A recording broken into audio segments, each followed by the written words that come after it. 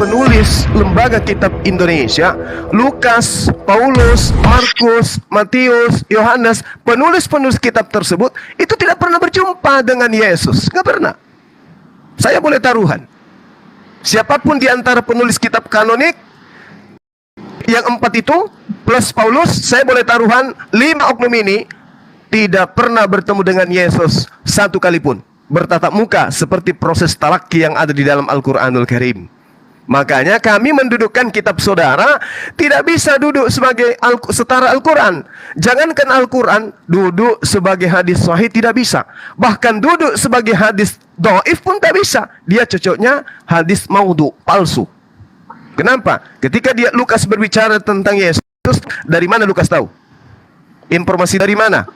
Misalnya dia dapat dari si A dapat dari mana? Si B dapat dari mana? Si C dapat dari mana? Sampai kepada Yesus baru bisa disebut hadis sahih. Itu pun kalau kita sudah teliti, oknum-oknum penyampai berita ini adalah orang yang tidak cacat, tidak pendusta, dia adalah orang benar, dia sidik, terpercaya, kemudian orang-orangnya tidak memiliki cacat cerita dari orang-orang sezamannya. Seperti itu saudaraku tentang Al-Quran. Makanya Islam itu susah untuk dirubah.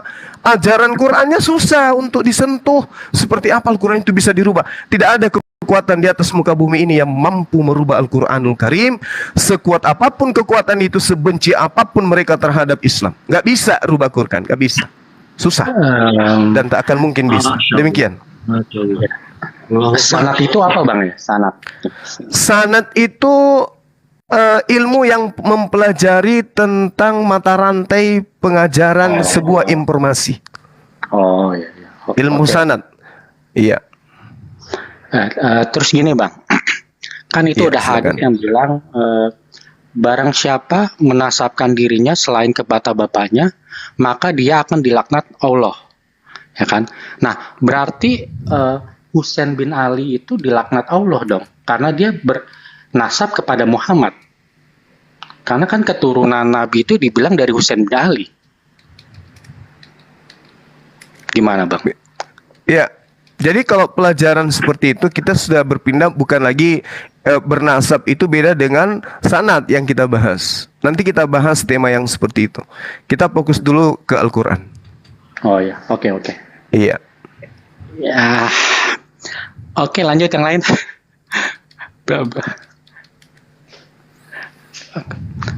Aku belum tahu lagi nih mau nanya apa. Kalau yang Anda bacakan itu tadi maksudnya gini Bang. Kalau ada orang yang bersanad sedikit ya, bernasab mengaku selain dari bapak kandungnya, maka memang ada dalil yang mengatakan surga itu haram baginya. Maksudnya yang mengingkari. Tapi kalau dia ngaku Rasulullah itu adalah pamanku, Rasulullah itu adalah kakekku, tanpa mengingkari ayah kandungnya, nggak masalah. Gitu Bang. Ya, itu yang dimaksud tadi situ.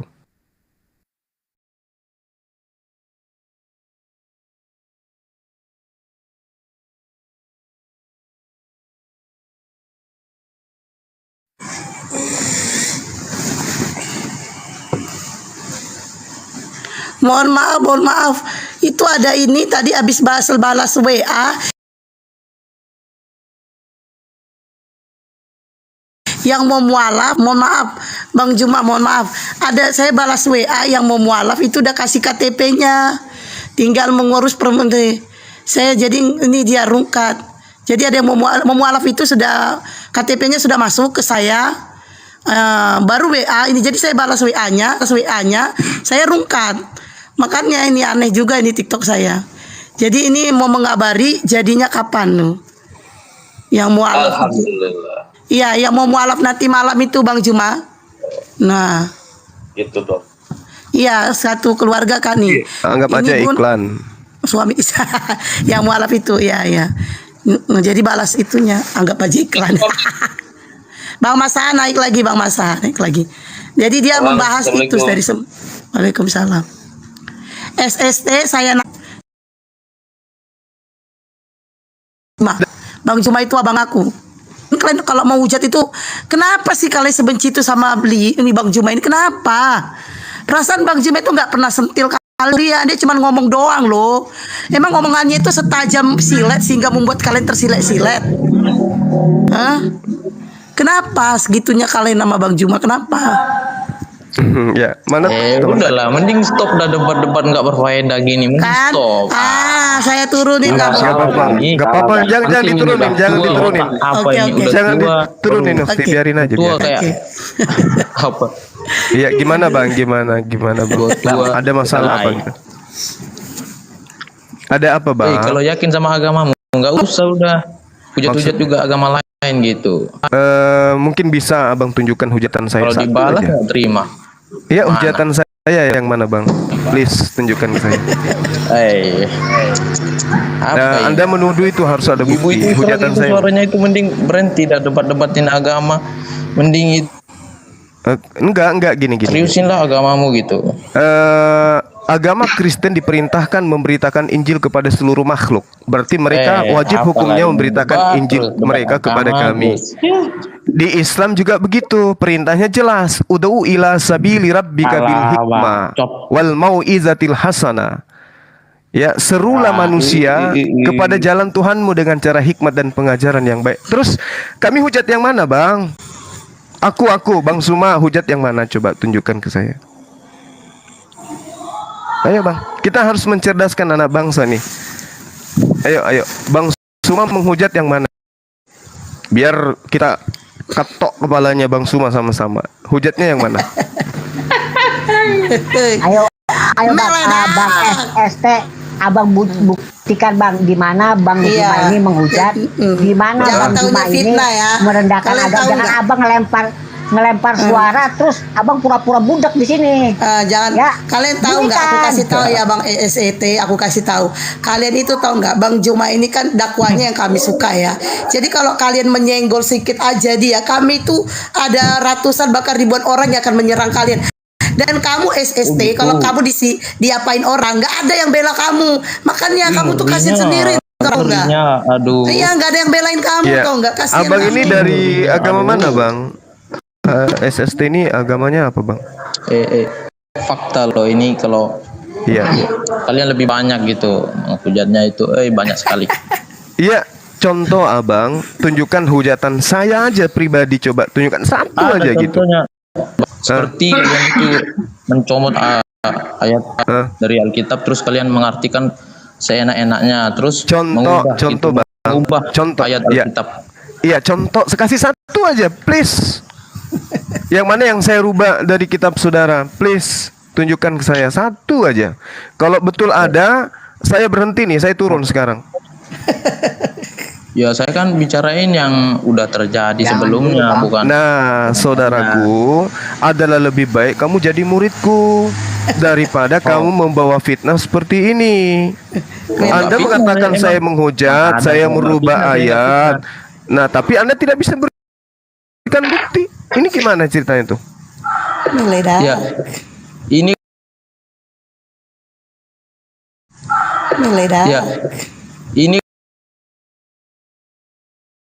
kan Ya, niatan kamu ini kan bagus, niatanmu itu bagus supaya tidak ada debat kan gitu. Bagus sih niatmu.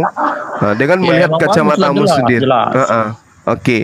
Nah, lalu ketika debat itu ditiadakan, apakah orang-orang Kristen bisa berhenti untuk menghentikan gerakan kristenisasi? Anda bisa jamin? maksudnya Saya ini bukan orang baru, Bang. Saya tahu dari program tahun pertama, episode kedua, ketiga, keempat tentang program-program kristenisasi di negara saya ini saya tahu. Jadi saudara jangan menghentikan saya. Anda baru bangun tidur tiba-tiba hentikan debat kayak begini, hujat-hujat. Nggak ada yang hujat. Nggak ada yang hujat Kristen itu. Justru Terus? karena bentuk kasih sayang saya kepada anak bangsa, saya menyampaikan Injil yang benar itu seperti apa. Kan gitu, Bang. ya kalau gitu ya sampaikan kepada saudara-saudaramu yang udah percaya itu. Kami Ya kan? percaya sama Ini agama bagian kami. ini bagian dari penyampaian. Wala tujadilu ahlal kitabi illa billati hiya ahsan. Jangan engkau berdebat dengan ahli kitab kecuali dengan cara yang baik, kecuali illal ladzina zalamu minhum, pengikut-pengikut mereka yang zalim di antara mereka. Kan orang Kristen ini kan bukan ahli kitab, tapi pengikut ahli kitab. Nah, di antara pengikutnya ada yang zalim. Tahu lah. Bagaimana mungkin mau dikatakan ahli kitab, Bang? Membaca kitabnya aja mereka nggak bisa. Oi, jangan ngasal gitu. Mending kau Apa? debat itu jangan di sini dah. Cari yang gini, apa mohon maaf nih, mohon maaf Bang Juma. Bang SST begini Bang ya. cari Ini memang pendapat. rumah Abang debat, ini- Mas. Bang, abang ini kesini ngomong itu nekat. Abang nekat, abang. Bang Juma ya, perhatikan baik-baik, dengar baik-baik nih Bang ya.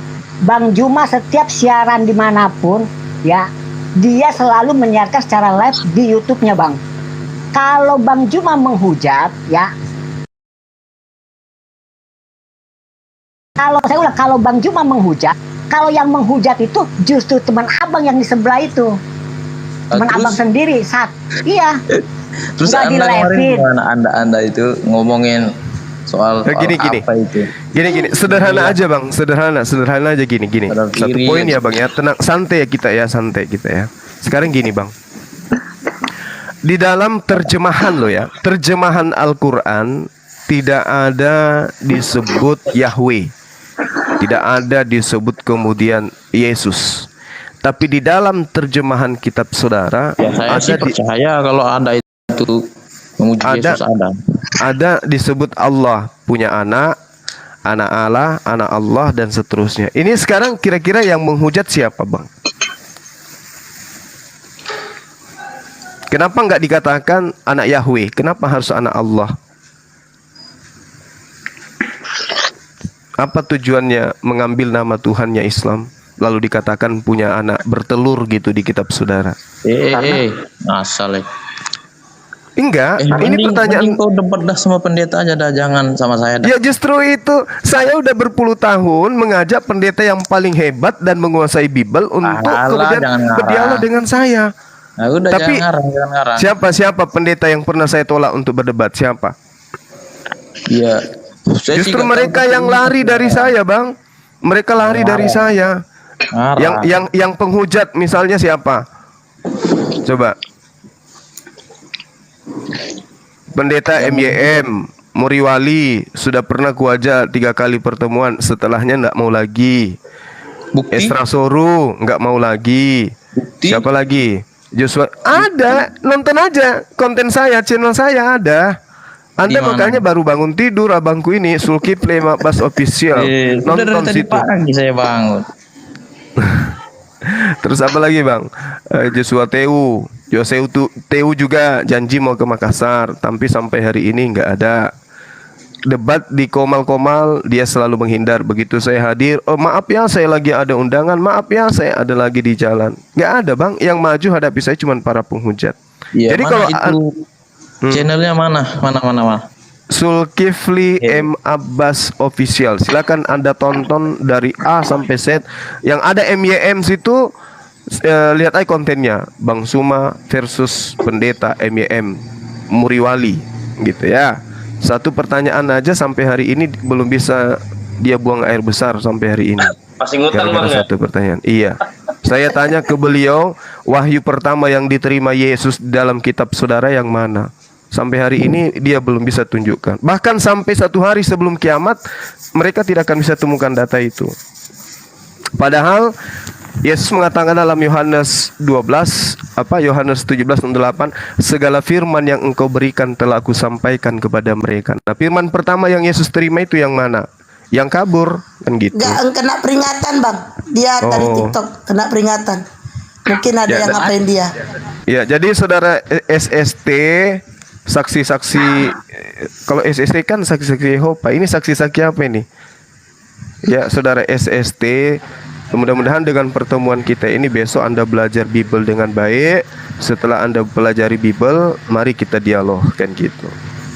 Yang naik yang Kristennya si Otang, aku nggak takut naikin kau. Tapi kau pernah naik, tapi kau menghujat. Kamu menghujat. Itu SST bener Bang. Dia nekat Bang, naik ke sini bener-bener modal nekat Bang. Yang Orang masa Kristen, nggak tahu yang channel Kristen. YouTube-nya. Nekat bener dia. Ya, semoga Aduh. hidayah menjamah beliau. Bang Masaha, apalagi mau ditanya sama Bang Juma. Mudah-mudahan dengan banyaknya pertanyaan dari Abang dan jawaban dari Bang Juma itu bisa memuaskan Abang sehingga Abang bisa memutuskan masuk Islam. Iya. Islam hanya untuk orang yang berakal, abangku. Kalau Iya. iya, silakan. Bang Zuma ini warna Islamnya lebih ke kiri Nahdlatul Ulama atau kanan Muhammadiyah? Saya tidak fanatik terhadap satu golongan. Iya. Oh, Saya hanya menyebut diri saya sebagai ahli sunnah wal jamaah. oh, iya, iya. Ya, ya kan kalau kita bicara NU kan pasti top of mind kita kan Hasyim Asy'ari kan. Iya. Saya di lingkungan yayasan, teman-teman saya itu ada dari NU, ada dari Muhammadiyah. Saya rangkul semua. Nggak ada yang fanatik golongan. Itu hanya organisasi Islam aja, Bang. Oh, iya, iya. Oke. Apalagi ya? Ini ada teman kita dari Kristen, semangat siang menjelang subuh. Lama kali Bang, sore lah. Oh, sore. Pak Kristen ini pernah diskusi juga. Bang. Assalamualaikum. Waalaikum. Iya, silakan, Bang. Assalamualaikum. Tapi dia ini loh Bang, cuma dia Kristen ini loh, puasa. Dia puasanya itu Masya Allah ya. Iya, karena Yesus memerintahkan puasa memang kepada pengikutnya. Matius 9 nomor 14-15. Silakan, Bang. Kita diskusi ringan aja dulu, materi yang Maaf, saya baru bangun. apa ya? Baru dengar hostnya. Ini memang diskusi ringan Bang Juma, ini dari kemarin diskusi ringan. Yang merasa berat itu OT-nya sendiri Bang, bukan kita.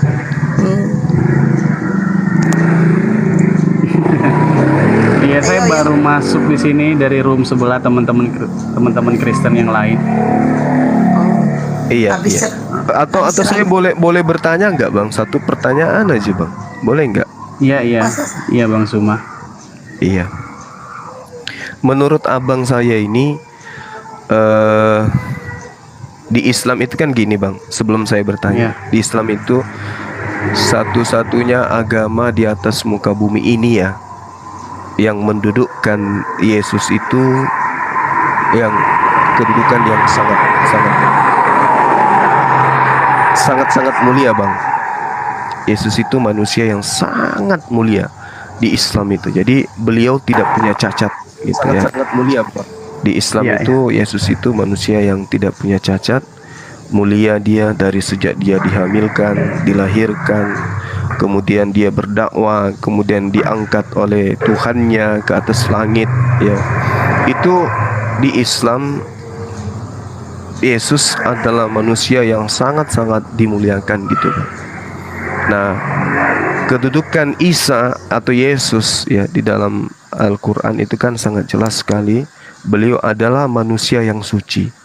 Sedangkan Yahudi menolak itu, bahkan menganggapnya sebagai manusia yang lahir hasil zina dan anak dari salah satu tentara Romawi, Pantera, kan gitu.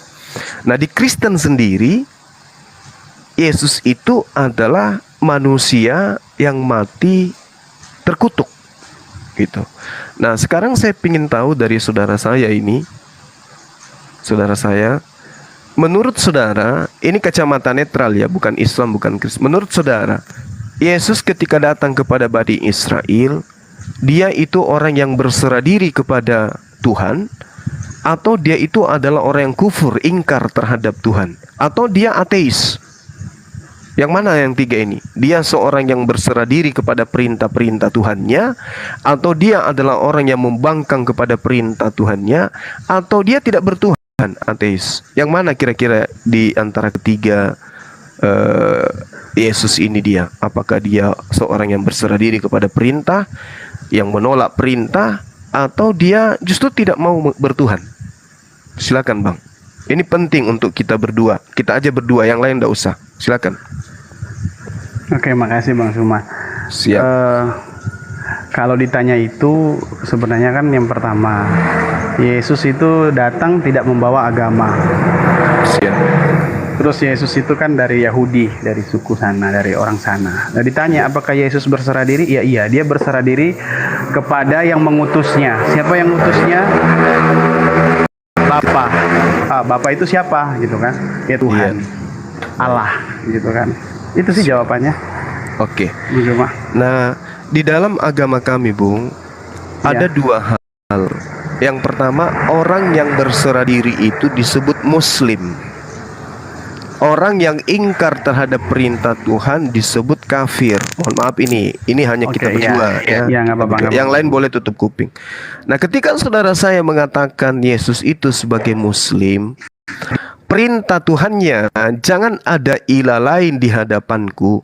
Menurut saya nih Bang, menurut saya Yesus ketika datang sebagai praktis Yudaism yang tidak bawa agama, berarti dia tunduk kepada ajaran Musa.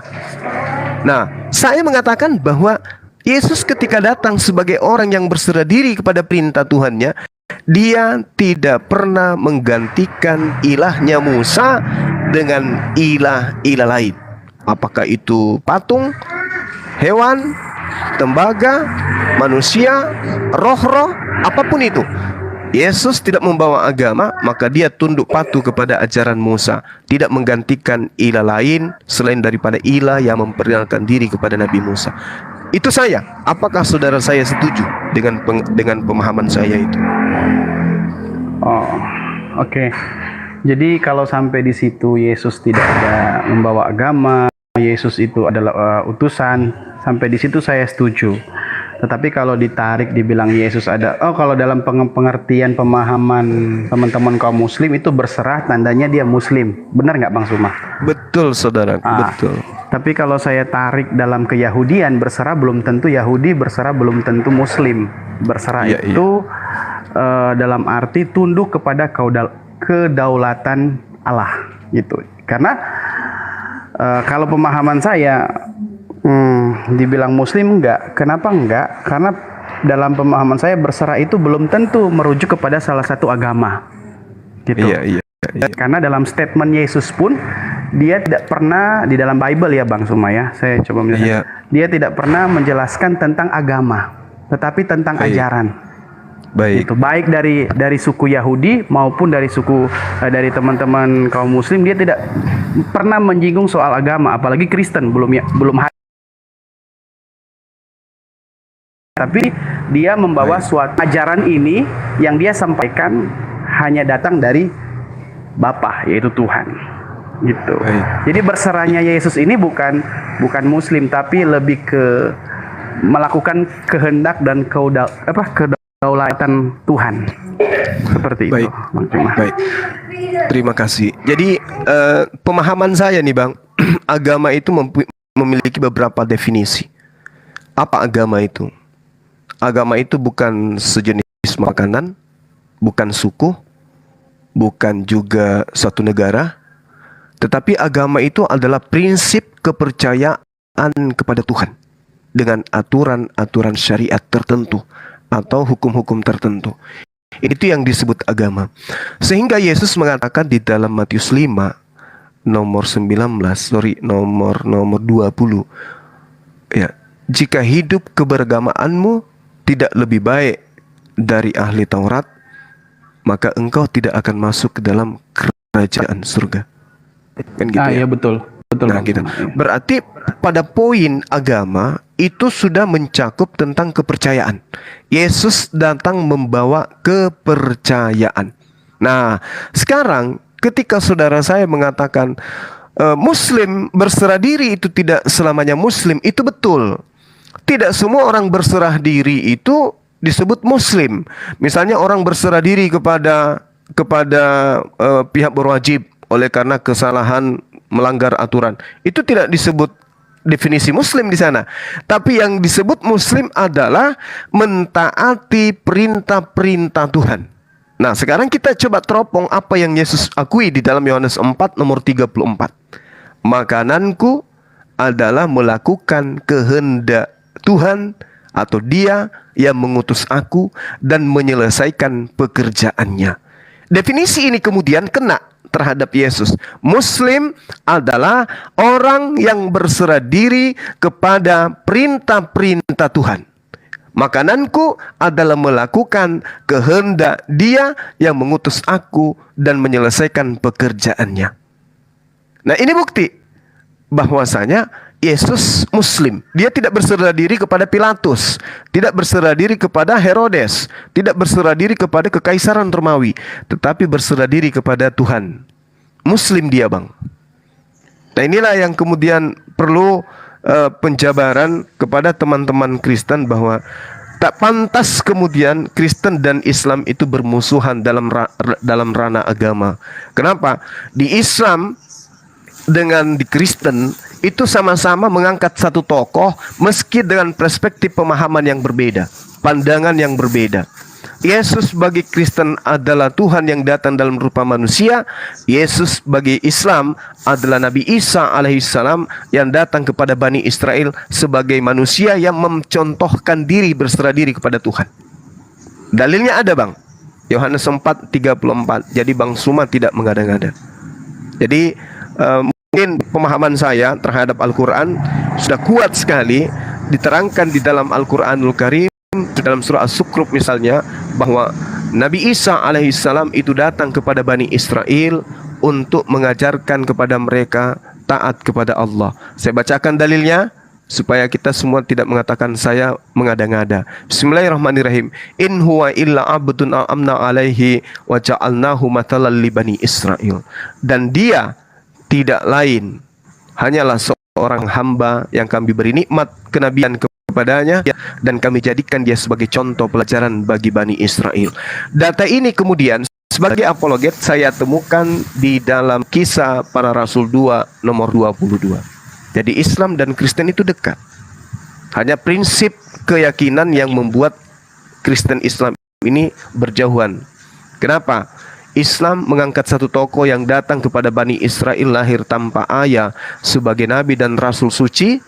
Kristen demikian juga adanya, tapi Yahudi di mana mereka diutus, di mana para nabi diutus, justru menolak oknum tersebut. Sekira gitu sementara, Bang. Silakan. Mohon maaf saya potong, Bang Juma yang mau mualaf mau minta telepon, tapi saya lagi live, HP saya satu, saya suruh dia masuk ke live ini, katanya oke. Itu Abang Kores gak bisa dipanggil ya atau apa? Takutnya dia mau mualafnya sekarang, nggak tahu juga. Cuma dia mau ngomong gitu. Oh iya, nggak apa-apa. Kalau ada yang mau masuk, saya turun, nggak apa-apa. Enggak Pak Christian, nggak apa-apa. Ini aja yang turun, si Imrus ini sama sini. Pengejar kebenaran, ayo silakan ngomong. Nanti biar Mama turunin. Ngomong sama Bang Juma. Assalamualaikum warahmatullahi wabarakatuh. Waalaikumsalam warahmatullahi wabarakatuh. Gurunda Juma, kan saya mualaf kan, saya mau masukkan dari Gurunda gitu. Iya. Jadi murid. Masa jadi murid. Iya, Bang Suma, panggil aja Bang Suma biar lebih akrab kita. Ada permasalahan apa, saudaraku? Tapi tunggu dulu Bang Juma cari murid, banyak orang mau jadi murid. Tapi kok aku nggak pernah ya ditawarin Bang Juma jadi muridnya ya? Murid kungfu. Agak tenang Bang, kalau aku jadi murid Abang, siapa yang itu cewek-cewek apa aku bantai satu-satu. Kalau itu tukang fitnah aja nggak ada otak lah semua.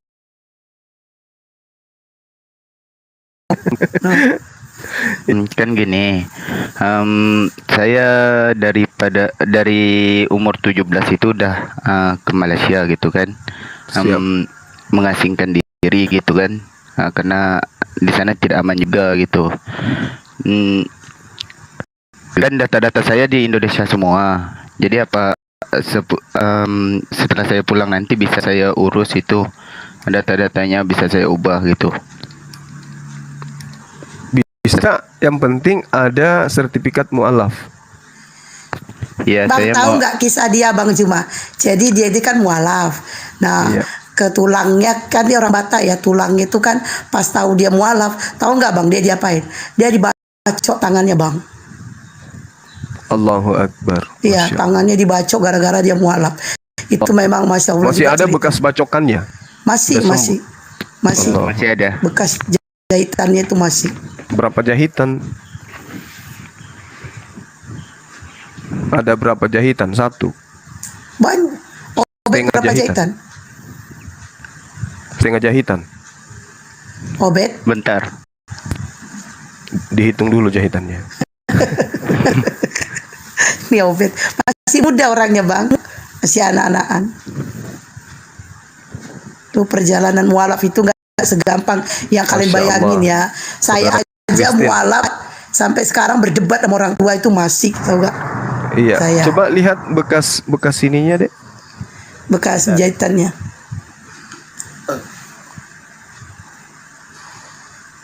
Tangan tuh. Wah, keren.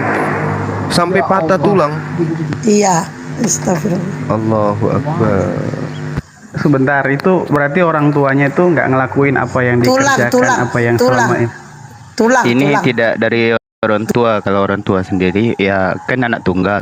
Itu terserah di Ya, pilihan ya. saya. Tapi tulang saya yang nggak terima kan, tulang saya misionaris juga. Tapi Bisa salah bisa pengajarannya bisa kalaupun- diperlihatkan lagi, Dinda. Coba tangannya. Obet kasih Obet lihat lagi. cacat permanen kayaknya ini ya. Iya. Tapi alhamdulillah masih utuh bang. Coba nggak kelihatan. Ini agak lama. Udah itu. Udah sering ini berapa kali bacokan ini? Obet itu berapa kali Bang, bacokan? ditaruh di layar yang besar aja bang. Kalau nggak salah Biar apa? Udah. 8 atau 9 kali gitulah. Wow. Habis ditabrak pakai motor. Allah Jadi Akbar. dia itu bukan mencontohkan sebagai Kristen yang benar, sekalipun dia bilang misionaris, betul, karena betul. nggak ada yang kalau Kristen yang benar, pendeta, hamba Tuhan, misionaris, nggak ada seperti itu kelakuannya. Iya. Sekalipun mendengar, saya banyak saudara yang di sini Muslim, bahkan dengar kabar saya, adik saya pun sendiri menikah jadi mualaf, saya nggak marah, saya nggak itu, cuma saya pikir itu sudah keputusan pribadinya. Tapi saya Pak Christian, saya punya tante saya itu sampai sekarang tuh benci banget sama saya karena saya Islam. Sampai Ya, sekarang itu- tuh benci banget gitu. Itu mungkin resikonya, tapi itu mungkin hubungan emosionalnya dia benci, tapi nggak harus sampai seperti itu sih. Tapi Serius. mama bapak saya nggak benci sama saya, kok dia pula yang benci? Dia kan hanya sekelas tante, adiknya Artinya mama. gini. Artinya mungkin opung saudara ini, saudara kita tadi, adik saya ini mempraktekkan perjanjian lama, Ulangan 13 nomor 6 sampai nomor 11. Bunuhlah jika di tengah-tengahmu ada orang yang mempengaruhimu untuk menyembah kepada ilah lain. Itu ada Ulangan 17:2 sampai 5 juga. Apabila di tengah-tengahmu di salah satu tempatmu yang diberikan kepadamu oleh Tuhan ada terdapat seorang laki-laki atau perempuan yang melakukan apa yang jahat di mata Tuhan dengan melangkahi perjanjiannya dan pergi beribadah kepada Allah lain dan sujud menyembah kepadanya atau kepada matahari dan segala tentara langit yang kularang itu, dan apabila hal itu diberitahukan dan terdengar kepada, maka engkau harus memeriksa baik-baik.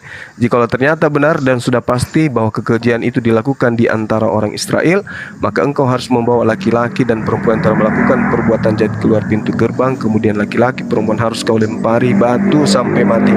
Tapi harusnya pakai batu sih, bukan pakai parang gitu. Mungkin gak ada batu, adanya parang ya kan, main baco aja. Padahal masih muda loh orangnya. Ini katanya Pak Christian cakep, Pak Christian suami orang, jangan gatel. Apa? Oh, enggak lah. Katanya Pak Christian cakep juga. Pak Christian suami orang, jangan gatel ya. Anak saya sudah 5. Anak saya sudah Tuh 5. dengerin. Oke.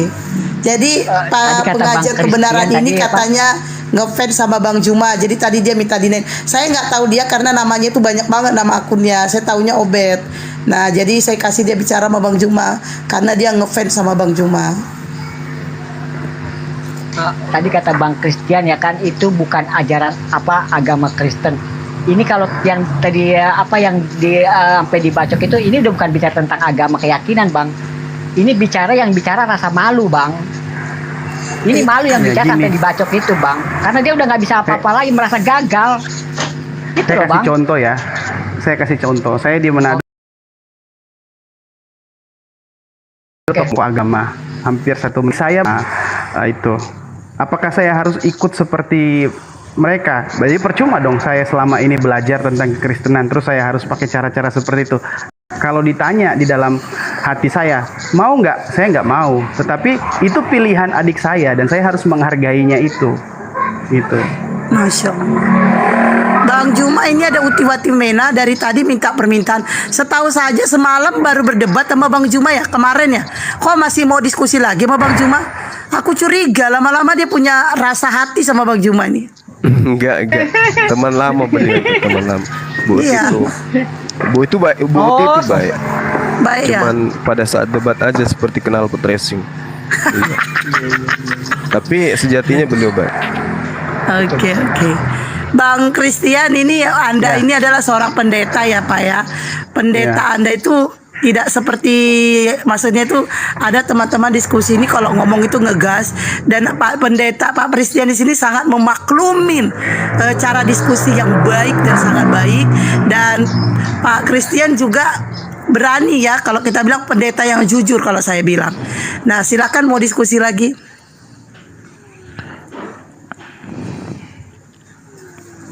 Ya, tadi itu kita lanjutkan dialognya mungkin terkait apa yang saya uraikan, bahwa memang Yesus itu kalau kita lihat dari kacamata penyampaian Bible Yohanes 4:34 ya, beliau berserah diri, artinya dia seorang muslim. Sementara mohon maaf nih saudara Ya, saya apa-apa. Pak Christian, Kristen itu kalau saya melihat sepanjang saya belajar, itu adalah sebuah pengajaran, sebuah agama, sebuah kelompok yang apa istilah itu, mengorbankan waktu, pikiran, dan semuanya terhadap sebuah kumpulan, terhadap sebuah doktrin dan dogma, di mana konsep ajaran mereka kemudian itu dilahirkan di atas fondasi yang diajarkan bahwa hukum Tuhan itu telah dibatalkan dengan matinya Yesus di atas tiang salib. Itu yang saya pahami. Artinya ketika kemudian Paulus di dalam Galatia 2 nomor 14, nomor 15 mengatakan orang yang tidak bersunat itu hidup secara kafir, maka betul, karena perintahnya kemudian Tuhan mengatakan terkutuklah di dalam Ulangan 27 nomor 26, orang yang tidak mempraktikkan Torah dengan perbuatan. Yesus pun mengatakan hal yang sama dalam Yohanes 7 nomor 49, terkutuklah orang yang tidak mengenal Taurat. Nah, sedangkan Kristen adalah agama yang dilahirkan dari konsep Taurat itu sudah dibatalkan dengan segala aspek yang ada di dalamnya menurut ajaran Paulus, sehingga teman-teman Kristen itu hidup hanya di bawah naungan kasih kepada Tuhan, kasih kepada sesama manusia. Sedangkan kasih di dalam pengajaran perjanjian lama justru mentaati ketetapan, aturan, ketentuan, hukum-hukum Tuhan. Itu baru disebut kasih. Kalau dia tidak kasih, maka dia terkutuk sesuai dengan Ulangan 26, 27, 26 dan juga Yohanes 7 nomor 49. Itu yang saya katakan, kenapa umat Islam menyebut saudara-saudara kita ini sebagai orang kafir. Kafir artinya menutup diri dari perintah-perintah Tuhan. Seperti itu, Bang. Ya, jadi saya mengerti dengan penjelasannya Bang Juma. Siap. Mungkin kasih dalam hukum Taurat kan melakukan konsepnya tuh melakukan apa yang sudah ditetapkan kan, dan itu disebut kasih. Tapi masuk dalam kekristenan, saya jelaskan dalam kekristenan, dalam pemahaman kita ya, kekristenan dalam perjanjian baru, konsep kasih itu bukan hanya sebatas melakukan itu, tetapi konsep kasih itu adalah masuk dalam pengorbanan di situ. Kalau melakukan pengorbanannya nggak terlalu kentara, tapi kalau konsep kasih yang masuk dalam ajaran kekristenan itu lebih melengkapi. Kenapa? Karena kasih identik dengan pengorbanan. Kalau kasih ada pengorbanan, itu jelas kasih. Tapi kalau hanya berbuat baik belum tentu pengorbanan. Kenapa saya bilang belum tentu pengorbanan? Saya kasih contoh. Waktu saya lagi belum menikah gitu kan, saya masih dekat sama istri saya. Saya mengasihi istri saya. Harus ada yang saya korbankan di situ untuk mengasihi istri saya. Bukan hanya sekedar melakukan hal seperti biasa, tapi karena betul-betul saya mencintai istri saya, mengasihi istri saya, ada sesuatu action yang harus saya lakukan yang dilihat oleh istri saya. apa? Satu, waktu yang saya korbankan, yang tadinya mungkin saya sibuk dengan kerjaan saya, ada yang harus saya lakukan, tapi saya luangkan waktu saya untuk korbankan waktu saya untuk istri saya. Kedua, bahkan harta benda saya luangkan, saya kasih buat istri saya. Bahkan jiwa raga ini saya kasih ke istri saya juga. Maksudnya ada pengorbanan di situ. Identik kalau kasih dalam kekristenan. Sedangkan kasih dalam hukum Taurat, dalam perjanjian lama itu identik dengan melakukan ketetapan yang sudah dituliskan dalam hukum Musa. Jangan mencuri, jangan ini. Betul, tidak ada yang salah seperti apa yang dikatakan Mbak Musa. Tetapi kasih dalam identik kekristenan itu harus ada bukti nyata, pengorbanan. Gitu. Bukan hanya sekedar melakukan, tapi kita juga ada action untuk melakukan tindakan kasih itu. Seperti itu kira-kira, Bang. Bung, kasih itu ya, kasih hanya tidak sebatas terhadap kehidupan di dunia gitu ya. Kalau di Islam itu jagalah dirimu, keluargamu ya dari api neraka. Itu yang disebut kasih. Nah, implementasi dari ajaran kasih ini adalah menghindarkan diri dari larangan Tuhan dan mentaatkan diri kepada perintah Tuhan. Makanya saya sebagai apologet nih ya Bang, saya terkadang heran gitu kepada teman-teman Kristen.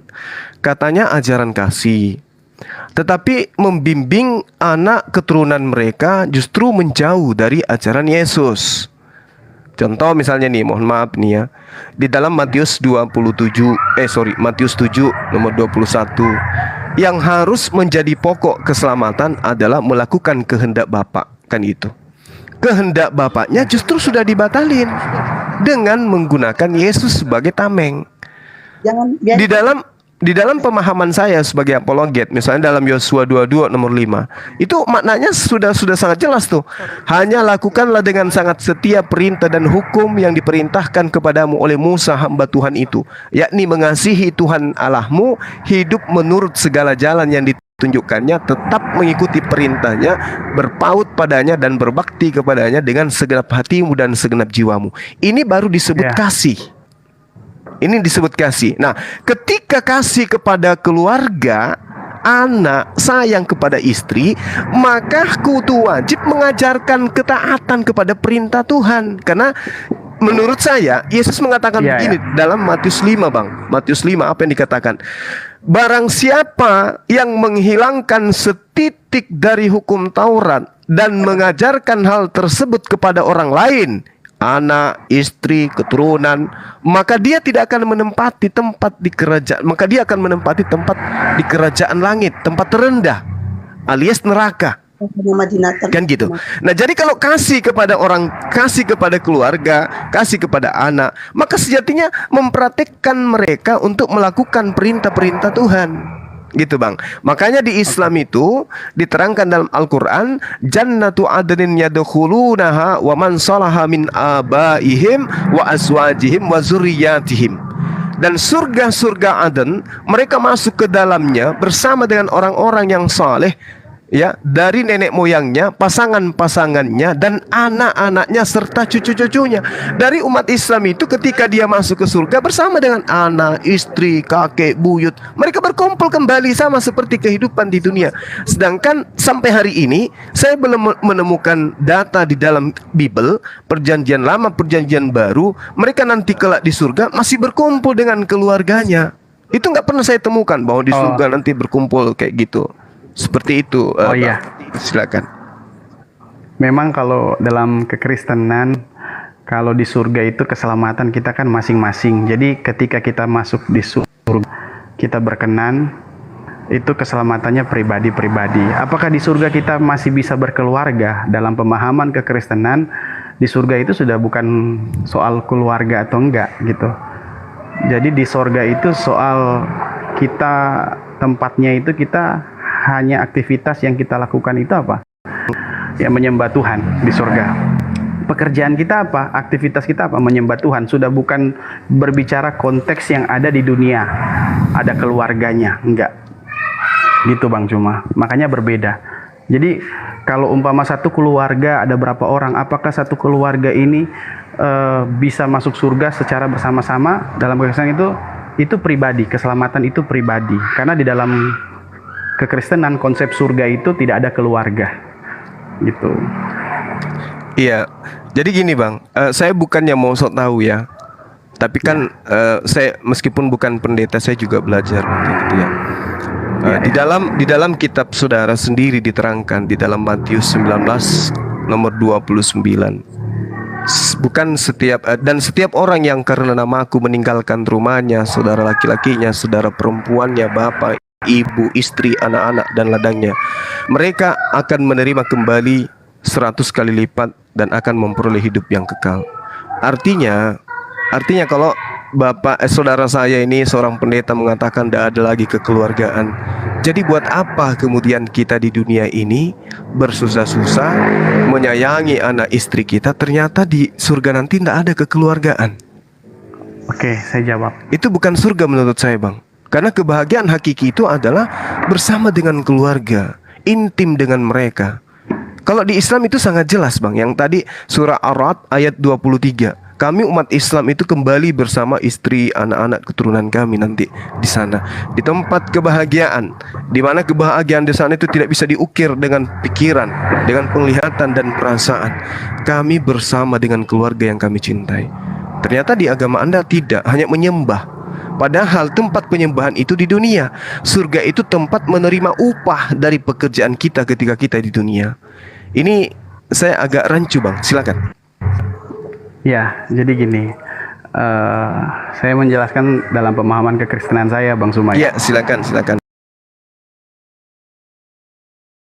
Pun demikian dari sisi Islamnya.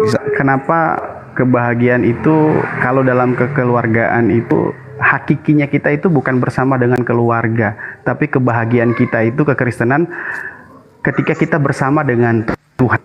Itulah kebahagiaan kita. Kalau keluarga ini cuma yang dipercayakan Tuhan selama kita masih hidup di dunia ini, kita dipercayakan sesuatu sama Tuhan, baik apa harta, benda, bahkan keluarga kita itu kepercayaan kita, dipercayakan oleh Tuhan. Dan terus sebagai tanda ucapan syukur kita, kalau kita kan kekristenan begini, kalau yang sudah menerima Yesus itu sebagai Tuhan, dalam konteks garis besarnya sudah diselamatkan, gitu kan. Jadi sebagai tanda kita sudah diselamatkan, kita harus mengucap syukur dengan apa? Dengan berbuat baik, baik itu kepada sesama kita dan kepada keluarga kita sendiri. Nah, kalau dalam kekristenan kita tidak bisa berbuat baik, tandanya kita dikatakan orang yang tidak mengucap syukur gitu. Sudah diselamatkan tapi tidak tahu berbuat baik gitu. Apakah akan selamat? Menjadi pertanyaan. Oh, berarti bukannya sekali Yesus tetap Yesus, ibaratnya kalau sudah Kristen pasti selamat. Saya bilang dalam konteks ini belum. Kalau dia tidak melakukan ucapan syukur kepada Tuhan. Apa ucapan syukur Kristen? Melakukan kehendak Tuhan, yaitu melakukan kebaikan kepada sesama kita sebagai tanda kita sudah diselamatkan. Kalau sudah diselamatkan perbuatan yang baik, patut dipertanyakan apakah dia sudah benar-benar mengimani bahwa dia sudah diselamatkan atau belum. Makanya di ruang sebelah saya menjelaskan kepada teman-teman apologet tadi, saya bilang kalau kita cara berapologet kita suka menghina, suka ketika kita sudah tidak tahu jawaban, bahkan kita balik menyerang, bahkan sampai singgung-singgung keimanan teman-teman kita, saya rasa tingkah kita itu belum sampai kepada ucapan syukur gitu loh. Karena sudah tidak melakukan hal yang baik gitu. Sia-sialah keselamatan ini yang diberikan dari Tuhan kepada kita kalau kita tidak berbuat baik. Gitu Bang Sumajid. Jadi garis besarnya begini. Jadi kekristenan itu berbuat baik bukan karena ingin dapat pahala, enggak. Kekristenan berbuat baik tapi sebagai tanda kita sudah diselamatkan. Jadi kita harus berbuat baik sebagai tanda ucapan syukur. Ibaratnya gini, tahu diri lah sudah ditolong, masa enggak mau nolong orang. Kira-kira seperti itu. Iya, oke, baik Bang. Baik, kalau saya melihat Bang ya, di dalam ajaran agama Islam itu kan sudah sangat jelas sekali dikatakan bahwasanya kehidupan manusia kelak itu ditentukan oleh perbuatannya di dunia. Jadi kalau dilihat Allah, Tuhan kami, Allah Subhanahu wa taala yang Maha Suci lagi Maha Tinggi, hanya ingin menyelamatkan, maka umat Islam mengatakan meskipun perbuatan baik di atas muka bumi ini lebih besar dari bumi, semisal ada seorang Islam sholatnya tidak ada kesempatan untuk mengerjakan yang lain selain sholat aja terus, puasa aja terus, maka amalannya itu pun tidak sanggup kemudian membuatnya masuk ke dalam surga. Tetapi yang membuatnya masuk ke dalam surga adalah ridhonya Allah. Kenapa Allah ridho kepada hambanya? Karena hambanya taat kepada perintahnya. Itulah yang saya katakan tadi, muslim, berserah diri kepada Tuhan. Tapi kalau dikatakan amal yang membuat orang masuk surga, itu nggak mungkin. Karena berapa sih amal ini dibandingkan dengan nikmat yang Tuhan berikan kepada kita? Tetapi karena perintahnya, kamu sholat, kamu puasa, kamu zakat, kamu berbuat baik, lantas kami lakukan itu, melahirkan kecintaan Allah kepada kami. Ketaatan yang membuat kami murka, ya, membuat kami jauh dari murka. Makanya mohon maaf, di dalam kitab saudara diterangkan, enyahlah daripadaku engkau semua pembuat kejahatan. Kenapa mereka disebut pembuat kejahatan? Karena tidak melakukan kehendak Bapa yang ada di surga, yang ada di langit. Ini poin. Berarti kalau demikian, yang bisa diselamatkan hanya muslim yang berserah diri, yang mengikuti kehendak Bapa. Nah, saudara saya mengatakan kami itu beribadah untuk mengucapkan syukur karena kami sudah diselamatkan. Padahal Bung, jaminan keselamatan itu tidak didapatkan oleh orang-orang yang tidak percaya kepada Yesus, tapi percaya kepada pemberitaan oknum yang datang setelahnya. Dalam arti kata gini, kalau kita melihat dalam 1 Yohanes 3 nomor 2, di situ sangat jelas dikatakan, saudara-saudaraku yang kekasih, sekarang kita adalah anak-anak Tuhan, tetapi belum nyata apa keadaan kita nanti. Ini belum nyata ini. Belum tahu seperti apa. Bahkan Yesus mengatakan, aku tidak berhak siapa yang duduk di sebelah kananku, siapa yang duduk di sebelah kiriku. Yesus tidak berhak. Bahkan kalau lebih ekstrim lagi, saya minta kepada saudara saya Pak Pendeta, coba tunjukkan jaminan keselamatan Yesus kepada Kristen yang menyuhankan dirinya. Saudara saya ini tidak akan pernah mungkin mampu menunjukkan itu. Nggak ada. Saya sudah puluhan tahun belajar Bible. Tidak ada data jaminan keselamatan Yesus kepada Kristen yang menuhankan dirinya. Yang ada justru pengusiran. Matius 7, tidak setiap orang yang menyeru kepadaku kurios-kurios akan masuk ke dalam surga. Melainkan, nah ini, kecuali dia yang kehendak Bapa yang suka. Melainkan diri kepada perintah Tuhan. Enyahlah daripadaku engkau semua pembuat kejahatan. Kemana orang jahat ini dibuang? Matius 13 nomor 50. Orang jahat dilemparkan ke dalam api neraka. Jadi yang ada bukan jaminan keselamatan, Bang. Yang ada adalah ancaman dilempar ke neraka. Nah, itu dia. Tapi saya hargai itu iman saudara. Kembali kepada pemahaman Islam. Di dalam Islam, Abang, saudaraku, dikatakan dalam surah Al-Qiyamah, ya, kalau saya nggak salah ingat, surah Al-Qiyamah, diterangkan begini, di dalam ayat 22 sampai ayat 23, umat Islam itu apa nanti? Seperti apa mereka nanti di surga? Wujuhu yawma idzin nadirah ila rabbiha nazirah. Wajah-wajah orang Islam pada hari itu berseri-seri karena memandang Tuhannya.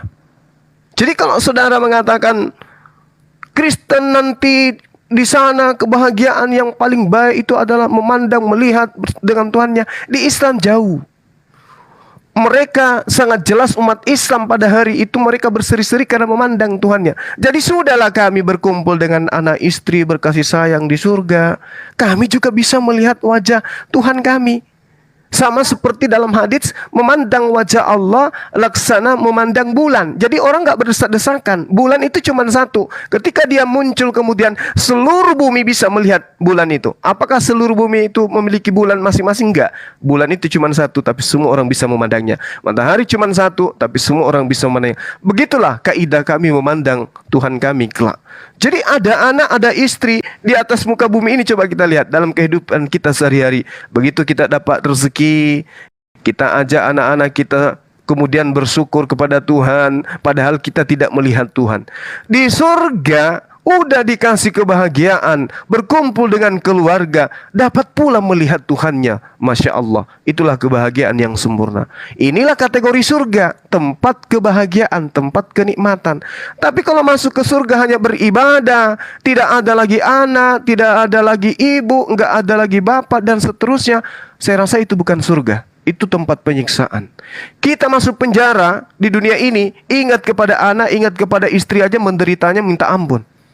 Itu kalau di penjara 1 tahun, 2 tahun, 30 tahun, seumur hidup, penderitaannya sangat luar biasa. Enggak ketemu dengan anak istri. Bagaimana nanti di kemudian hari, di kehidupan kekal, tidak bertemu dengan anak-anak kita yang kita besarkan dengan susah payah, yang kita cintai, di mana siang hari kita berkhutbah untuk mereka, setiap hari kemudian kita mencari nafkah, bercucuran keringat untuk mereka. Ternyata di tempat kebahagiaan kita nggak ada lagi keluarga. Itu bukan surga. Sekali lagi saya katakan, itu tempat penyiksaan dan lainnya hanya disebut neraka. Demikian saudaraku, ini perspektif saya sebagai muslim. Mohon maaf, saya berbicara sebagai muslim. Saya tidak sedang mengolok-olok, tapi hanya perbandingan agama. Silakan. Ya, memang saya mengerti itu yang menjadi perbedaan kita dalam konteks kalau surga ya. Memang kenapa saya bilang bukan berarti istri saya tidak selamat atau bagaimana, tapi dalam konteks kekristenan tadi saya bilang bahwa keselamatan ini pribadi ya. Saya bersyukur kalau memang istri saya itu masuk surga. Tetapi kalaupun atau anak-anak saya itu bisa masuk surga, saya bersyukur. Tetapi ketika pun nanti di surga itu sudah bukan soal berbicara tentang keluarga. Dalam konteks kekristenan sudah bukan tentang berbicara tentang keluarga kalau surga, tetapi tentang kebahagiaan kita itu tentang berjumpa dengan Tuhan. Karena selama kita masih ada di bumi, yang menjadi satu penantian kita bersama-sama dengan Tuhan. Endingnya harus di situ, gitu kan?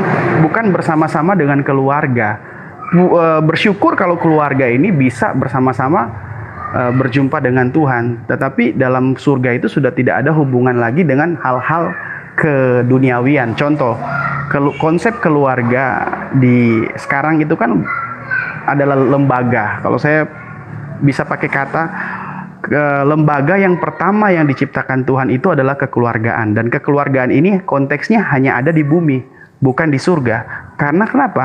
Karena surga itu tempat yang maha kudus gitu loh. Hanya orang-orang yang diperkenankan masuk ke sana yang bisa untuk berjumpa dengan Tuhan. Nah, sedangkan ada dalam konsep kekristenan keluarga yang tidak kudus gitu loh. Makanya kenapa harus keselamatan secara pribadi. Bukan berarti keluarganya nggak selamat, nggak. Tapi keselamatan secara pribadi. Dan ketika kita diangkat masuk ke surga, sudah bukan berbicara tentang keluarga lagi, tapi berbicara tentang bagaimana penantian kita selama ini untuk berjumpa dengan Tuhan itu terpenuhi sampai di surga. Karena dalam surga itu, dalam pemahaman kekristenan, surga sudah bukan berbicara dengan berbicara keluarga lagi, tetapi berbicara dengan hubungan intim kita dengan Tuhan. Saya bisa pakai bahasa begini. Di surga itu kita sudah tidak ada rasa-rasa seperti rasa-rasa waktu ada di bumi. Oh, ingin jumpa dengan keluarga, ingin jumpa dengan istri. Nah, rasa seperti itu sudah tidak ada, hilang gitu. Rasa di surga yang dalam konteks pemahaman kekristenan adalah rasa cinta kita kepada Tuhan. Akhirnya kita bisa bertahan kita. Rasa lapar tidak ada, rasa nafsu atau apa. Sehingga tidak penting lagi yang namanya keluarga gitu. Yang penting kita bertemu dengan Tuhan. Itu sih. Bukan berarti saya bilang keluarga tidak penting, tapi keselamatan dalam kekristenan itu pribadi. Gitu. Makanya kenapa adik saya ketika dia memeluk agama muslim, saya tidak marah gitu. Karena saya sudah tahu konteksnya. Walaupun di hati saya bilang, aduh agak sedikit menyesal, tapi saya nggak apa-apa. Itu keputusan Anda. Karena kembali lagi keselamatan itu dalam kekristenan itu pribadi, bukan keluarga. Itu yang membedakannya, Bang Zuma. Iya, baik. Jadi gini, pada prinsipnya Islam Kristen itu sama tentang surga dalam arti kata siapa yang akan mengisi surga itu. Betul. Yang mengisi surga itu adalah orang-orang bersih, orang-orang yang suci, orang-orang kudus. Bersih di sini harus kembali kepada definisi perintah. Jadi orang yang bersih adalah orang yang mentaati perintah Tuhan dan menjauhi larangan Tuhan. Bukan dalam arti kata bersih jasadnya nggak ada, cuman roh. Bersih di sini adalah orang yang ketika mendapatkan dirinya jatuh ke dalam dosa, bertaubat. Dosa dalam arti kata melanggar perintah Tuhan. Jadi bagaimana mungkin kemudian bisa dikatakan bersih kalau perintah Tuhannya sudah nggak ada? Apa kategori bersih itu? Kalau di dalam agama langit, agama Yahudi, agama Islam, jelas kategori bersih itu adalah mereka yang menjaga jasmaninya, mereka yang menjaga rohaninya. Rohaninya tunduk patuh khusyuk menyembah kepada Tuhannya, jasmaninya tunduk kepada perintah yang ada di dalam firman Tuhan. Jangan engkau makan ini, jangan dimakan. Kalau dimakan terkutuk. Nah, ini ajaran para nabi. Izinkan saya kemudian menelaah tentang Al-Quran dan juga hadis Rasulullah. Orang-orang yang masuk ke dalam surga itu adalah orang yang menjaga lisannya, menjaga tangannya, menjaga kakinya, menjaga dirinya dari menyakiti dan juga mengambil hak orang lain. Itu orang yang suci, menjaga diri. Jadi jasadnya yang dijaga dan kemudian dipraktekkan jasad ini dengan perbuatan. Nah, ini yang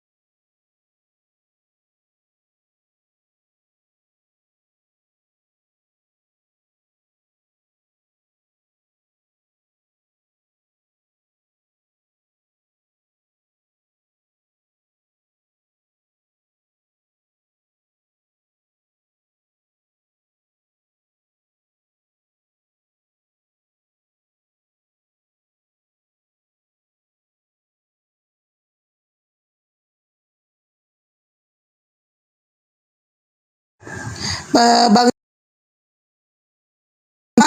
itu YouTube-nya nge-lag Bang. Ya, Oke, Bang baik. Jum. Jadi Bang gini. Juma YouTube-nya nge-lag. Baik, nanti saya info ke admin nanti. Jadi gini, Iya. kalau di Islam itu Bang, aturan main di dalam menyampaikan seruan kepada sesama manusia, di dalam surah Al-Baqarah ayat 109 menerangkan begini, Bismillahirrahmanirrahim. Wadda katsirun min ahlil kitabi law yaruddunakum min ba'di imanikum kuffara ahasadan min indi anfusihim min ba'di ma tabayyana lahumul haqq fa'fu wasfahu hatta ya'tiyallah bi amrih innallaha ala kulli syai'in. Banyak di antara ahli kitab kamu setelah kamu beriman menjadi kufur kembali karena rasa dengki dalam diri mereka setelah kebenaran jelas bagi mereka. Maka apa perintah Al-Quran? Fa'fu, maafkanlah mereka dan berlapang dadalah untuk itu sampai Allah memberikan perintahnya. Sungguh Allah maha kuasa atas segala sesuatu. Nah, Allah kemudian memerintahkan kami umat Islam ketika ada orang yang mau olok Islam, apa perintah Allah? Maafkan mereka, lapangkan dada, bersabar terhadap mereka sampai ada perintah berikutnya. Lantas kemudian perintah berikutnya adalah ud'u ila sabili rabbika bil hikmah wal mau'izah hasanah wajadilhum billati hiya ahsan. Serulah manusia kepada jalan Tuhanmu dengan hikmah dan pengajaran yang baik, dan berdebatlah dengan mereka dengan cara yang baik. Sesungguhnya Tuhanmu dialah yang lebih mengetahui siapa yang sesat dan mengetahui siapa yang mendapat petunjuk. Lalu kemudian Al-Quran, perintah Tuhannya kemudian diwahyukan lagi kembali, wala tujadilu ahlal kitab illa billati hiya ahsan. Dan janganlah kamu berdebat dengan ahli kitab melainkan dengan cara yang baik, illalladzina zalamu minhum, kecuali dengan orang-orang yang zalim di antara mereka. Jadi perintahnya itu menyampaikan dengan cara ihsan, dengan cara yang baik. Lalu kemudian jangan berdebat dengan mereka kecuali dengan cara yang baik, kecuali illal ladzina zalamu minhum, terhadap orang-orang yang zalim di antara mereka, maka kamu harus tegas untuk menyampaikan kebenaran itu. Nah, inilah yang saya praktekkan, Bang. Kalau misalnya ada teman-teman Kristen yang menghujat Islam, menghujat Al-Quran, di situ saya pasang badan. Untuk apa? Untuk supaya menghentikan hujatan. Tapi kalau saya bertemu dengan saudara saya Kristen yang santun seperti abangku ini, seperti adik saya ini, maka disitulah saya akan memperlihatkan akhlak Al-Quran sesuai dengan perintah Quran, karena itu adalah amanat dari Allah. Wala tujadilu ahlal kitab illa billati hiya ahsan. Jangan kau berdebat dengan mereka kecuali dengan cara-cara yang baik. Ini kaidah dalam Islam. Jadi cara berdialog pun diatur dalam Islam. Nah, yang sangat disayangkan kemudian ketika kesempurnaan perintah Tuhan yang datang kepada Nabi Musa itu dibatalkan dengan mengatasnamakan Yesus, Nabi Isa mati disalib demi untuk membebaskan teman-teman Kristen. Galatia 5 nomor 1. Dengan matinya Yesus di atas tiang salib, kita telah dibebaskan dari aturan-aturan dan dimerdekakan dari kuk penghambaan. Nah, inilah yang kemudian saudara saya muncul sebagai tokoh agama yang mengajarkan ajaran kasih. Itu bagus, ajaran kasihnya bagus, santun, sopan, mengajarkan ramah tamah dan seterusnya. Tapi sangat disayangkan, kata Yesus, percuma mereka yang menghormat kepada aku, sedangkan yang mereka lakukan adalah perintah manusia. Nah, sementara pembatalan terhadap Torah itu adalah perintah Paulus, Bang, perintah manusia. Mungkin poinnya di situ. Sekali lagi saya minta maaf, saya sebagai Muslim dan saudara saya adalah saudara saya sebangsa dan setanah air, maka saya menyampaikan itu sebagaimana perintah dalam Al-Quran tadi. Demikian, silakan. Iya, saya ngerti banget penjelasan Bang Zuma soal itu. Saya pengen masuk ke sana, pengen bahas ke sana juga. Cuma takutnya Bang Zuma gini. Kita kan sama-sama lagi puasa nih. Ini takutnya yang saya juga menghargai teman-teman saya di bawah baik ada yang Kristen, ada yang Muslim, kita yang berdiskusinya secara bagus, nanti yang di bawah melihat kita nggak bagus. Karena tadi saya sempat itu udah banyak DM yang masuk ke saya gitu kan, DM masuk yang ke saya yang intinya mereka nggak suka kalau cara-cara saya yang saya lakukan itu dalam berdiskusi terlalu lembek lah, terlalu itulah gitu kan gitu. Tapi sebenarnya yang dijelaskan Bang Zuma itu saya sudah ngerti. Poinnya saya ambil, saya singgung sedikit aja gitu loh. Kalau untuk membatalkan Taurat, kita nggak membatalkan, kita juga masih melakukan itu. Tapi dalam kekristenan tidak hidup di dalam tekanan hukum Taurat, tapi tekanan hukum kasih. Kalau dibatalkan dalam hukum Taurat itu jangan membunuh, jangan berzina, hormatilah ayah dan ibumu, itu termasuk hukum Taurat dan kita tetap masih melakukan itu. Tetapi tekanan kita dalam kekristenan tidak di bawah tekanan hukum Taurat, di bawah tekanan hukum kasih yang Yesus ajarkan. Kira-kira itu garis besarnya Bang Zuma. Baik, saudaraku. Jadi gini, saya sangat menghargai ya, karena teman-teman kita dari Kristen itu kenalnya Bang Zuma itu orangnya keras gitu ya kan. Tiba saudara saya ini datang dengan santun, berdialog dengan Bang Zuma. Jadi menurut saudara-saudara itu nggak selevel, harusnya yang keras juga gitu. Padahal saya di setiap dialog saya itu saya mengikuti irama lawan dialog saya. Saya tidak pernah keras terhadap orang yang memang nggak keras terhadap ajaran Islam. Kalau orangnya baik, saya punya kakak angkat, perasaan saya ke dia itu lebih dari saudara kandung. Beliau masuk rumah sakit aja, belum ada pengunjung dari keluarga intinya yang menangis-nangis, menciumi dia, memeluk dia, menciumi dia, dari ujung ke pipinya semua kuciumi. Itu kakak saya, Kristen, laki-laki. Baru-baru masuk rumah sakit saya datang dengan tangisan. Kenapa? Saya cinta kepada mereka. Tapi terkait dengan orang-orang yang menghujat sama anak bangsa beda agama, ya itu saya keras memang.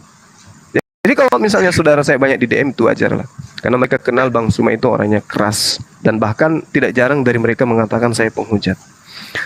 Jadi gini Bang, di Islam itu ya, di Islam itu sangat jelas kemudian kaidah-kaidah syariat dan hukum-hukum. Maafkan saya kalau saya kemudian mengatakan di dalam Al-Quran gini. Mungkin saudara saya ini berkata, kenapa Al-Quran itu selalu Bang Zuma selalu membahas Al-Quran, lantas kemudian lari ke Bible. Karena gini Bang, Al-Quran saya membahas Bible saudara. Ya.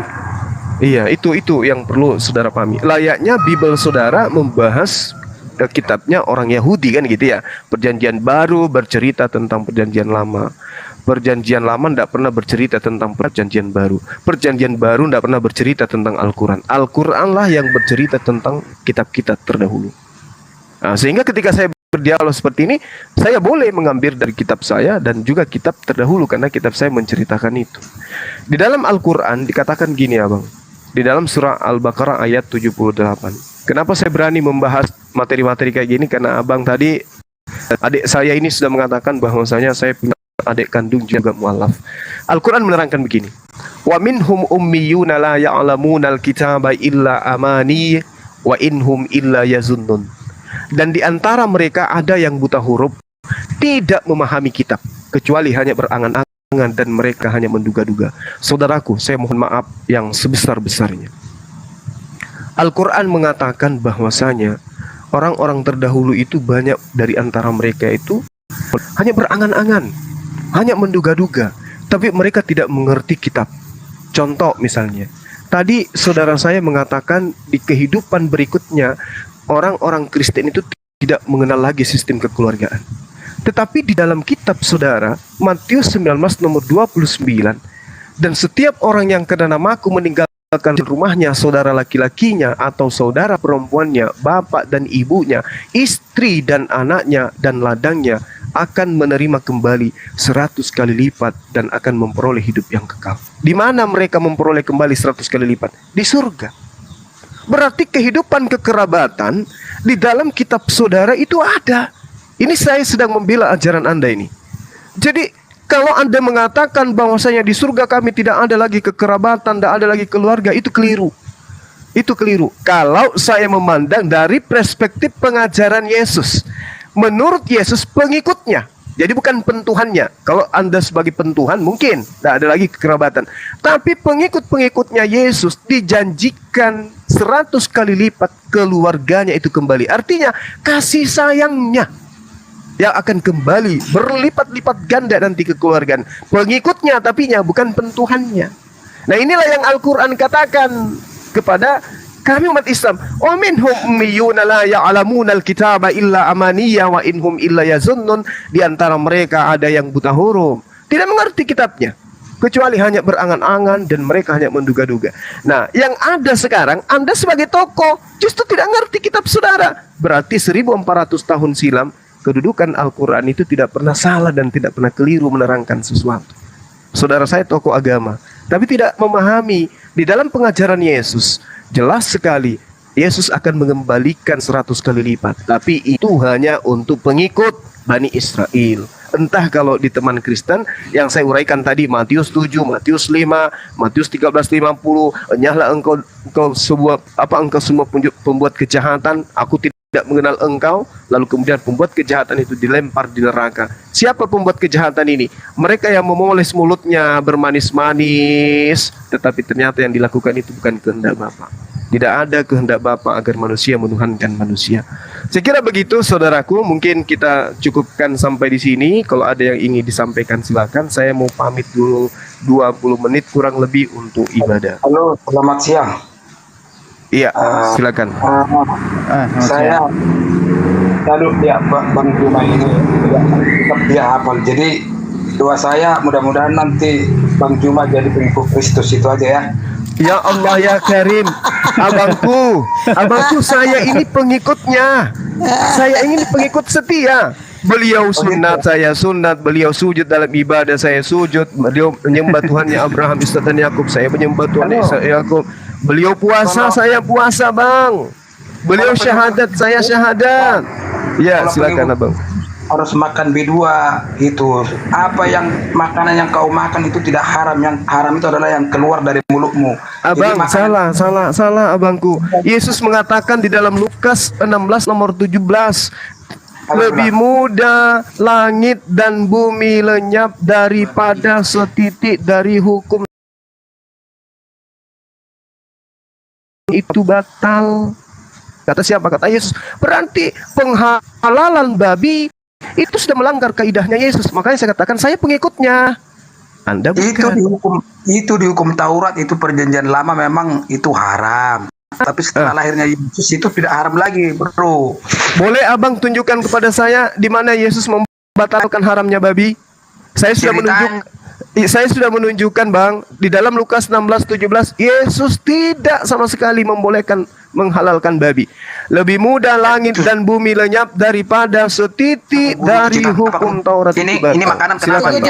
Bang, ternyata bukan ternyata bukan di HP ku juga, di typing juga. Penyabar berita turun dulu, baru naik. Anda nggak ada di sini. Ternyata di typing juga nggak ada. Siapa yang bicara? Di HP saya Anda nggak ada. Coba turun dulu. Nanti naik lagi.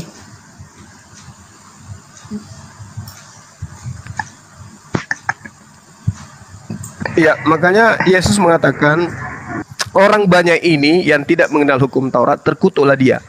Jadi kalau abang saya tadi itu mengatakan babi itu sudah halal, Anda terkutuk menurut Yesus karena Anda tidak mengenal hukum Taurat. Imamat 11 nomor 7, jangan engkau makan babi karena itu haram bagimu. Anda tidak kenal itu, terkutuk Anda. Yohanes 7 nomor 49. Lama, bro. Pak penjabar berita, turun dulu, baru nanti naik lagi, turun. Anda nggak ada di room, turun. Iya bang ya. Jadi saya katakan kalau dikatakan pengikut itu karena di dalam Yohanes 10 nomor 27 Yesus mengatakan begini, aku mengenal pengikutku, mereka mendengarkan aku dan mengikuti aku. Mendengarkan. Yesus yang didengarkan nih. Bukan Paulus yang didengarkan, tapi Yesus. Aku mengenal pengikutku, mereka mendengarkan aku. Nah, bukan mendengarkan Paulus. Gitu bang, Yohanes 10 nomor 27. Sayang waktu kita dikasih Tuhan umur sampai berpuluh-puluh tahun, dikasih rezeki, buat wajah yang ganteng, keluarga yang baik-baik, sehat-sehat, tapi mati masuk neraka percuma. Mending dalam kehidupan ini kita dudukan perkara yang sebenarnya. Satu-satunya agama yang memuliakan Yesus hanya Islam. Gitu Bang. Tadi siapa yang bicara ya? Saya nggak tahu tadi. Penyebar berita gitu. Iya, memang dikiranya Pak Christian yang bicara, bukan. Penyebar berita, memang dia gak ada di layar. Assalamualaikum Dinda Alif, boleh saya sebentar ibadah dulu, zuhur dulu? Waalaikumsalam warahmatullahi wabarakatuh. Ya Bang Suma. Lanjut abang, lanjut. Bang, mohon doanya ya biar aku bisa umroh ya Bang. Amin, amin, amin ya rabbal alamin. Saya ibadah kurang lebih 15 menit, habis itu kesini lagi. Apa? Oke. Iya. Ya. Makasih ya Dinda Christian. Saudara Ya, luar makasih, biasa, Masya Allah. Ya, Assalamualaikum warahmatullahi wabarakatuh. Selamat siang. Waalaikumsalam. Ya udah standby aja Bang, biar aja situ, biar aja situ. Gak ada yang berani nurunin abang. Siapa yang berani nurunin abang, bantai orangnya. Yang macam-macam kalian ya. Kok ngamuk? Jangan macam-macam. Selingan dulu. Ibu Os ini kemarin minta doanya katanya pasangan dulu. Kok sekarang malah jadi umroh? Mana yang mau duluan? Nah itu gak ada. Fitnah, jangan fitnah. Siapa yang fitnah aku turunin ya? Siapa yang fitnah aku turunin ya? Ayo, aku yang punya rumah, ayo. Ngamuk mama nih. Habis aku Bang Oji, aku belum pengen nikah lagi. Aku pengen umroh aja. Lanjut aja. Pengen. Ya ini yang Kristen dong yang naik, yang Islam gak usah naik. Yang Kristen. Bang Christian selagi nunggu apa itu, yang Kristen aja naik, yang Kristen. Selagi nunggu Bang Juma bisa diskusi sama Ustadz Alif atau sama Bang Oji, nggak usah. Dia itu nanti ini. Jam banget sama gua. Masa katanya gitu di bawah katanya. Mak kamu tuh ya nggak ini sama aku ya katanya. Biarin aja, ntar gua rungkatin lagi nih Rum. Yang Kristen aja, yang Kristen. Ya, Jadi salam ini kenal juga Bang Christian ya. Ya udah, nggak apa-apa kalau memang ada yang mau naik saya turun. Enggak. Ya itu masih ada kursi kok satu lagi. Entah, aku yang turun. Dah, kalian diam aja, si Fabian turun. Aku yang menentukan siapa yang turun. Saya Kristen. Ya ada satu lagi, Mae. Olan. Jadi begini, Mbak Dinatannya belum masuk ya. Beliau tadi WA saya mau nelpon, tapi saya lagi live. Saya nggak bisa nelpon, HP saya satu. Nah, apa namanya? Esti takut kalau Bang Juma lari dari roomnya. Jadi Bang Juma nggak bisa lari, dia bisanya jalan. Halo, selamat siang Olan. Halo, terima kasih akhirnya dinaikin juga. Iya, Kristen ya? Iya, Kristen Mbak. Iya, karena memang mau naikin Kristen, yang Islamnya saya turunin. Jadi yang Insya Allah dari yang kemarin mau mualaf minta, nanti tapi sama jadi ya. Sama mbaknya malah di mute kemarin. Yang kapan ngomong? Enggak, karena kalau di mute itu biar kalau ada yang ngomong di mute aja dulu, karena ada suara dari belakang, suara bising gitu loh. Awas koya BP. Bang Eri. Terima kasih ya udah dengerin. Ngajak Bang Eri Kristen. Awas koya BP. Assalamualaikum warahmatullahi wabarakatuh. Sahabat-sahabat yang dimuliakan oleh Allah Subhanahu wa taala. Puji syukur kita panjatkan kehadirat Allah. Pada siang hari ini kita sudah menuntaskan dialog sesi pertama ya. Saya katakan sesi pertama karena habis ini kita akan lanjut lagi sesi kedua. Kita tutup dulu dikarenakan karena nanti kepanjangan dan kita lagi telah menyelesaikan dialog tadi dengan pendeta Christian ya. Mudah-mudahan beliau dapat tercerahkan kemudian sehingga beliau bisa dapat hidayah gitu. Pengakuan beliau banyak yang DM beliau agar jangan lembek menghadapi Bang Suma ya, karena kalau lembek memang jadi bubuk dia nantinya. Karena semakin beliau menyampaikan tentang imannya, semakin terbantahkan oleh kitabnya itu sendiri. Karena itu adalah kesempatan kita untuk mengajarkan Al-Quran. Makanya saya selahi dengan ayat-ayat suci Al-Quran gitu ya. Karena tadi beliau mengaku adiknya ada yang mu'alaf. Ini kesempatan untuk menyampaikan Islam dengan cara seperti ini gitu. Ya mudah-mudahan mendapatkan hidayah. Kan gitu ya. Suara saya kedengaran kan? Cek. Sahabat-sahabat. Oke. Saya kira gitu ya teman-teman. Terkait dengan pembangunan masjid, saya sudah meng-up kondisi terakhir di tanggal 29 kemarin hari Rabu. Keadaan masjid kita seperti apa sekarang? Lagi pemasangan apa tuh? Pemasangan AC ya, pendingin ruangan. Dan kemarin itu ada masalah sedikit ya. Salah satu dari pengurus masjid kita itu kesetrum listrik. Jadi sempat dibawa ke rumah sakit semalam dikarenakan kepala sakit, jantungnya juga berasa ngilu gitu, tangan dan kakinya juga kram. Tapi tadi subuh saya monitor sudah agak mendingan teman-teman. Nah inilah pengorbanan. Beliau pasang lampu hias, dikiranya sudah tidak ada aliran, ternyata ada aliran listriknya, jadi sempat tersentuh gitu. Ya saya berharap doa dari teman-teman semua, mudah-mudahan beliau disegerakan sembuh. Ya, karena pengabdian beliau untuk umat ini juga sangat luar biasa gitu ya. Nah, terkait dengan masjid kita, silakan saudara-saudara nonton di video sebelum ini ya. Ada tadi pagi kita ada meng-up kondisi masjid.